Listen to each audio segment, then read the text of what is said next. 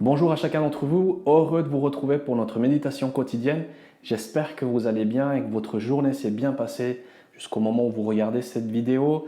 Nous voulons encore prendre le temps de lire la parole de Dieu ensemble. Alors je vous invite à prier pour que ce moment puisse contribuer à ce que Dieu se glorifie encore dans la vie de chacun d'entre nous.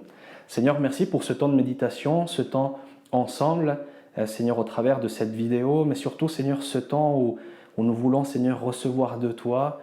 Nous te prions vraiment pour que cette méditation quotidienne, celle d'aujourd'hui et celles qui viendront, ne soient pas des choses répétitives, Seigneur, et juste à regarder sans considération, mais surtout, nous voulons regarder premièrement à toi, à ta parole, et je te prie pour que cela porte du fruit, que cela nous encourage, nous fortifie, nous parle de toi, nous dirige dans notre vie d'ici-bas, et nous te remercions déjà d'avance parce que tu veux le faire, alors nous disposons notre cœur.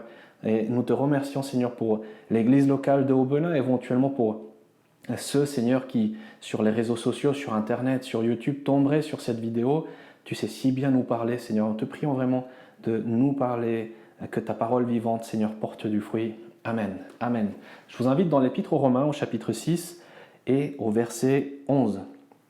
Il nous est dit « Ainsi vous-même, regardez-vous comme morts au péché et comme vivants pour Dieu, en Jésus-Christ, notre Seigneur. » Nous savons que cet épître aux Romains, et notamment les chapitres qui sont là, 6, 7 et même 8, il est question justement d'être libéré du péché.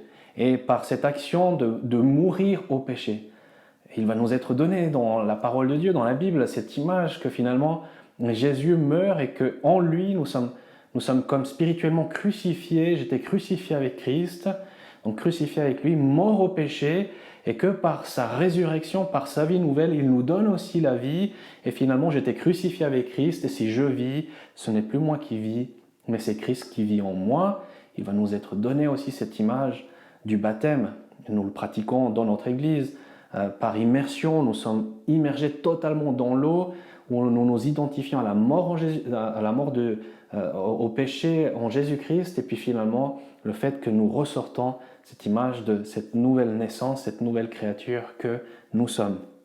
Ici, dans ce verset 11, « Ainsi vous-même, regardez-vous comme morts au péché. » J'aimerais nous encourager à considérer, à réaliser et à vivre le fait qu'effectivement nous avons été crucifiés avec Christ et que nous sommes morts au péché pour que nous puissions premièrement être libérés du péché, mais aussi pour qu'il ne domine plus sur nous, pour que finalement le péché ne soit plus notre maître, qu'il dirige notre vie, qu'il nous détruise et qu'il nous fasse aussi détruire les autres.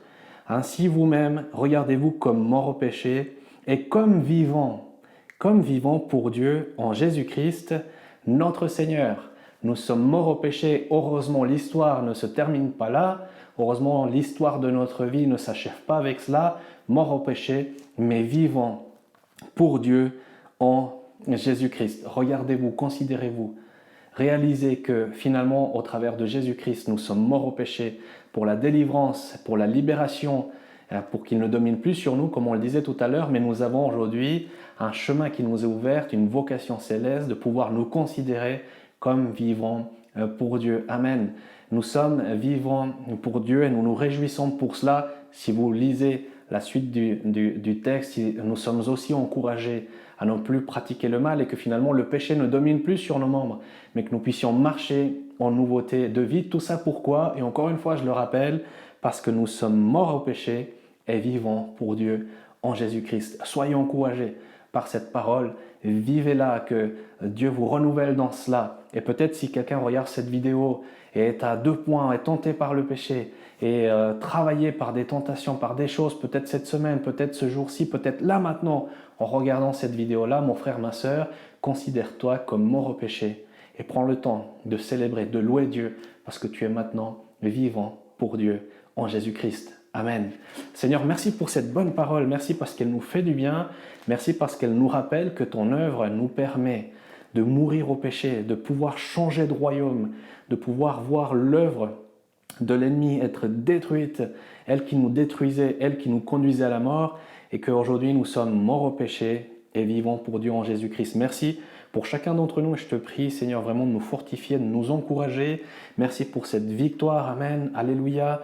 Merci pour la délivrance qu'il y a en toi, Seigneur.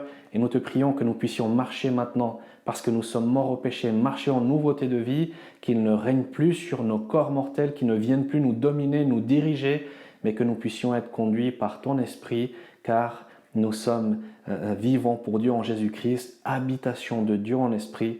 Que ton esprit soit notre guide. Dans le nom de Jésus, nous prions. Amen.